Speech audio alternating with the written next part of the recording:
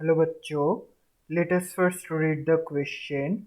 So the question says here, the accompanying diagram shows the uterine tubes of four women P, Q, R and S. Okay, तो फिर ये चारों diagram हमारे पास दिया हुआ है P, Q, R और S women का.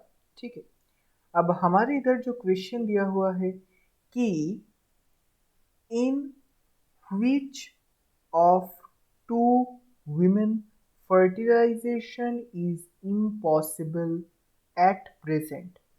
ऑप्शन ए में ये कहा गया है कि P and Q, option B में ये कहा गया है कि Q and R, option C में ये कहा गया है कि R and S, option D में ये कहा गया है कि S and P. Okay, so let's start.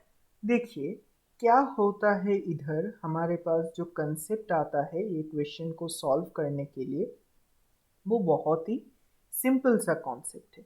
कैसे? देखिए इधर P जो है, P के जो ये जो ट्यूब्स है, ये जो फैलोपियन ट्यूब है और ये जो फैलोपियन ट्यूब है, ये दोनों फैलोपियन ट्यूब में कैसा ब्लॉकेज है? ब्लॉकेज है आपका पार्शियल ब्लॉकेज. ठीक है, मतलब पूरा ब्लॉक नहीं है. ये ट्यूब जहाँ से ओवम पास करके आते हैं, यह पूरा ब्लॉक नहीं है. अगर ये दोनों के दोनों पार्शियली ब्लॉक है, मतलब ओवम यहाँ से आ भी सकते हैं, नहीं भी आ सकते हैं. ठीक है, हम लोग श्योरली ऐसे नहीं कह सकते कि ओवम यहाँ से नहीं आ सकता है. ठीक है, इसीलिए पी में तो तुम्हारा फर्टिलाइजेशन पॉसिबल है. अच्छा, अब हम क्यू के बारे में थोड़ा सा बात कर लेते हैं.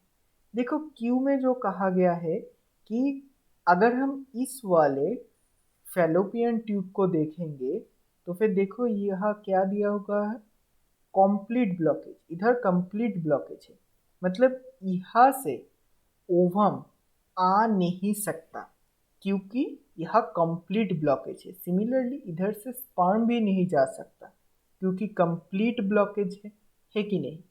लेकिन इधर से तो ओवम बहुत ही आराम से आ सकता है. सिमिलरली स्पर्म भी जा सकता है क्योंकि जो इधर का जो तुम्हारा एरिया है वो बिल्कुल ब्लॉकेज फ्री है. हम्म, इसीलिए P और Q में फर्टिलाइजेशन पॉसिबल है. ठीक है, तो फिर fertilization fertilization is possible. fertilization is sorry, just a minute here. Okay, now let's start. Fertilization is possible in P and Q due to partial blockage, due to partial blockage and one free fallopian tube. ये जो free fallopian tube है ये तुम्हारा किस में है? Q में है. और ये जो तुम्हारा पार्शियल ब्लॉकेज है ये किस में है? ये तुम्हारा है पी में. ओके, अच्छा, अब अगर हम आर और एस का केस देखेंगे तो फिर ये क्या है? आर और एस का केस, आर और एस का केस बहुत ही सिंपल है. कैसे?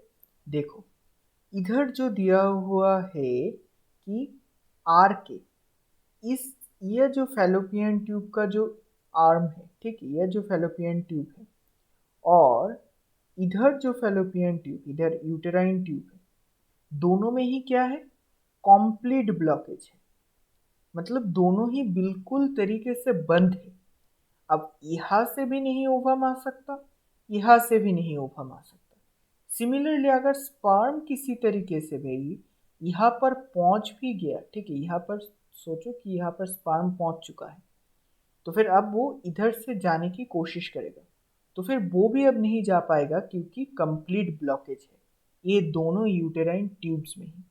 ओके, अब अगर हम एस के बारे में देखेंगे, देखो एस का जो केस है इधर, एस का क्या है इधर, एस का जो है तुम्हारा ट्यूबेक्टोम।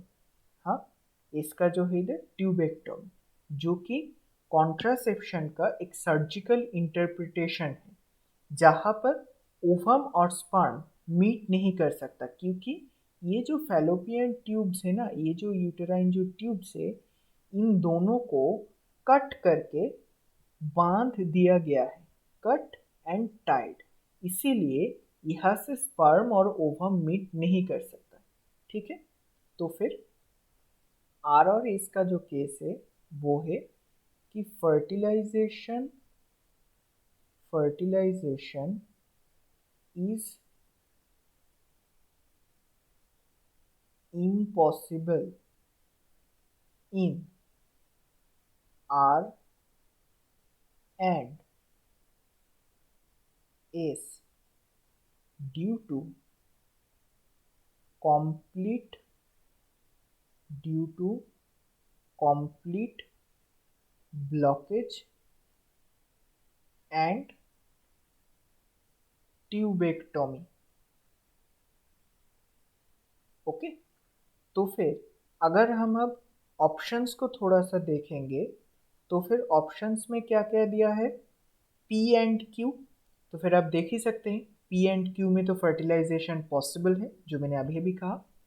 बी में क्यू एंड आर, क्यू में पॉसिबल है, मतलब क्यू में फर्टिलाइजेशन पॉसिबल है लेकिन आर में इम्पॉसिबल है, लेकिन हम लोगों को इधर पेयर को सिलेक्ट करना पड़ेगा, इसीलिए क्यू एंड आर पूरी तरह से एलिमिनेट हो जाएगा।